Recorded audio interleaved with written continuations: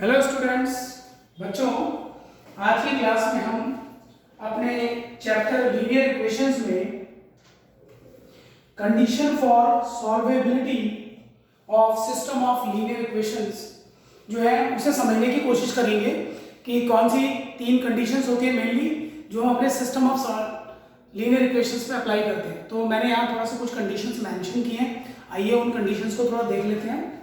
देखिए, सबसे पहली कंडीशन है ये, अगर मान लीजिए दो आपको लीनियर इक्वेशंस फॉर एग्जांपल दिए हैं a1x + b1y = c1, a2x + b2y = c2। मान लीजिए ये आपको दो लीनियर इक्वेशंस दी गई हैं और सबसे पहली कंडीशन है, अगर मान लीजिए suppose a1/a2, these are the coefficients actually, ratio of a1/a2 is not equal to b1/b2.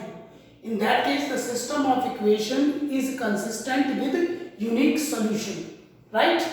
Or number 2, if a1/a2 is equal to b1/b2 equal to c1/c2, then the system of equation has infinite many solution. Or if third condition is a1/a2 is equal to b1/b2 not equal to c1/c2, then system of equation is inconsistent, having no solution. Right students? So these are the three conditions for solvability of system of linear equations. आइए एक example की help से इसे जानने की कोशिश करते हैं कि प्रॉब्लम किस तरीके से सॉल्व की जाती है, या कोई अननोन अगर कांस्टेंट है इक्वेशंस में उसे किस तरीके से इस कंडीशन के बेस पे फाइंड किया जाता है। तो एक एग्जांपल मैंने यहाँ आपके लिए लिखा है, find the value of k for which the system of linear equation has infinite many solution and the system of equations is k - 3x + 3y = k, kx + ky = 12। आइए देखते हैं इसे किस तरीके से सॉल्व करते हैं। तो देखिए, सबसे पहले since system of linear equations has infinite many solution, आपकी सबसे पहले स्टेटमेंट लिखिए फॉर्मूली, और लिखने के बाद then we have a1/a2 is equal to b1/b2 is equal to c1/c2.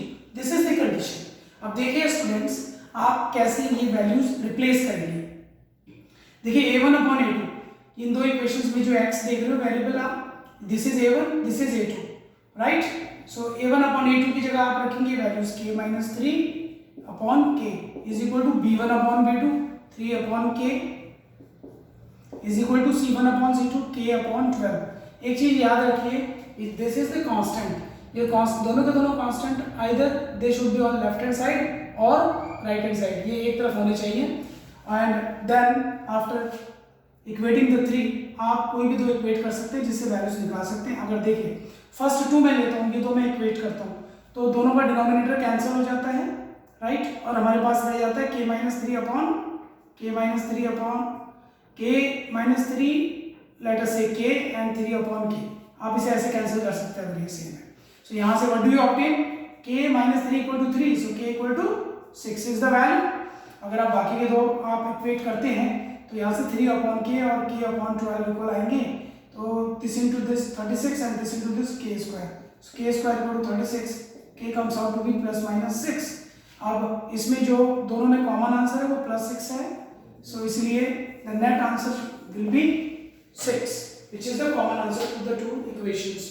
So I think ये condition for solvability of linear equation जो मैंने आपको बताई है बहुत सिंपल है, आसानी से आप इसे समझ सकते हैं। Let's have a glimpse on the solution। एक बार इसको देख लीजिए, इसको समझ लीजिए, एक दो बार आप इसे देखेंगे और 2 या 3 क्वेश्चंस प्रैक्टिस करेंगे तो you will be comfortable in solving such type of problems.